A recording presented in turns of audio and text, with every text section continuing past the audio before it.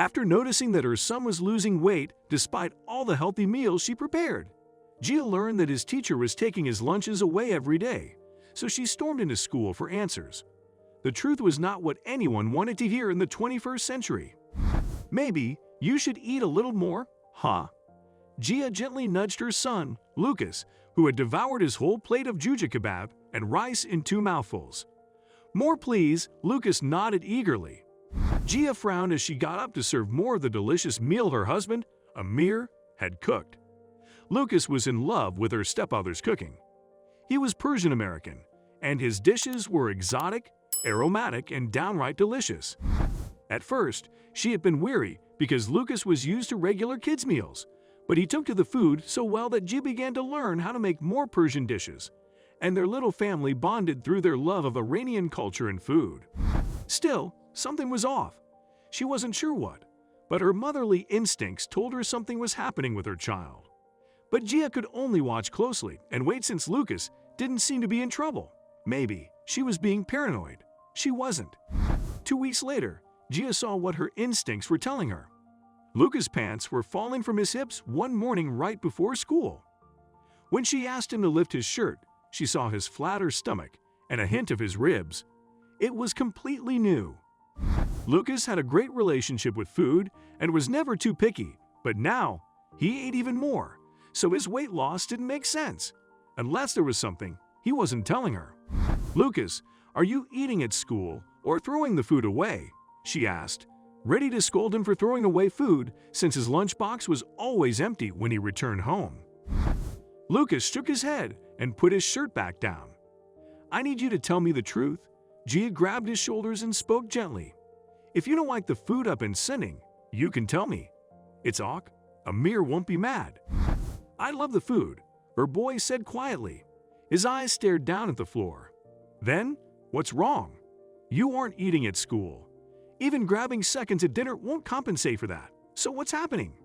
Gia continued. "Miss Celine takes my food." "Say that again," she requested, knowing she must have heard wrong. "She throws it away and says I can't eat it," Lucas continued, looking into his mother's eyes sadly. His lips started trembling, and that little gesture ignited the fire in her chest. But Gia breathed through her nose, remaining calm. Her boy didn't deserve her anger, but Miss Celine was going to learn a new lesson today. "Put your shoes on. I'm coming to school with you," Gia said, rising and grabbing her purse. "Do you mind telling me why you're throwing my son's food away every day?" Gia stormed into the class, shocking Miss Celine and the rest of Lucas' peers. She had purposely made them late so that everyone would witness it. However, her plan to act tough, commanding, and silently scary didn't go well. She started yelling as soon as she saw the teacher. Her anger simply couldn't be contained anymore. "Mrs. Carson, I'm Mrs. Gassemi," she screamed, correcting her.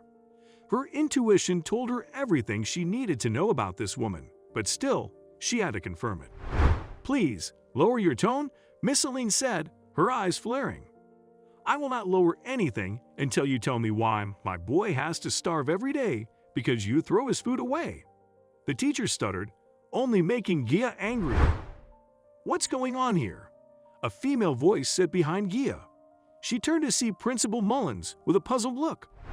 "Good, Principal Mullins.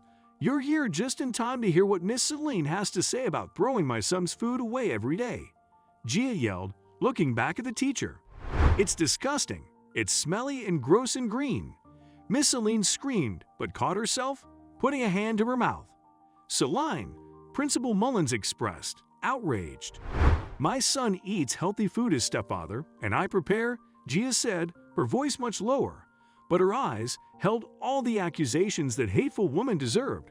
"It's Persian food, Principal Mullins." "I know, Mrs. Gassemi. I'm so sorry about this," the principal apologized, her voice and hands trembling. "I know you are, Principal Mullins, but I can't take this. I'm going to the school district, and nothing gets done. The press. I will not have an intolerant woman teaching my son that amazing food from another culture is somehow bad," Gia said, protecting Lucas and holding him close to her hip. "That boy is American.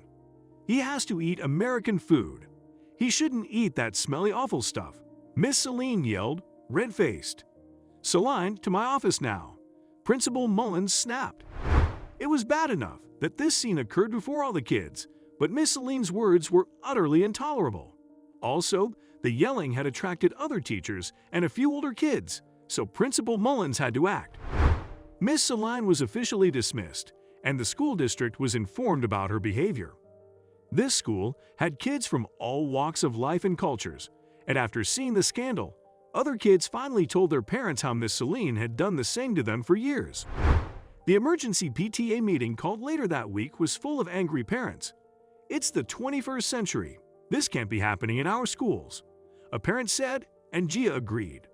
The meeting ended with Principal Mullins promising an overhaul and special sensitivity training for the entire staff. Gia was just glad that Miss Celine was gone for good, and things became even better when a new teacher, Miss Body, replaced her. After her first day, Lucas came home from school asking for Indian food too. Gia promised to find some recipes online and visit a restaurant. Her son could explore eating whatever he wanted, and nobody would ever try to stop him again. What can we learn from this story? Teach your kids about other cultures so they don't become intolerant in adulthood. Gia was raising her son correctly, but Miss Celine would probably never learn to accept others. Always listen to your motherly intuition. Gia knew something was off with her child and uncovered the truth because she followed up on her instincts.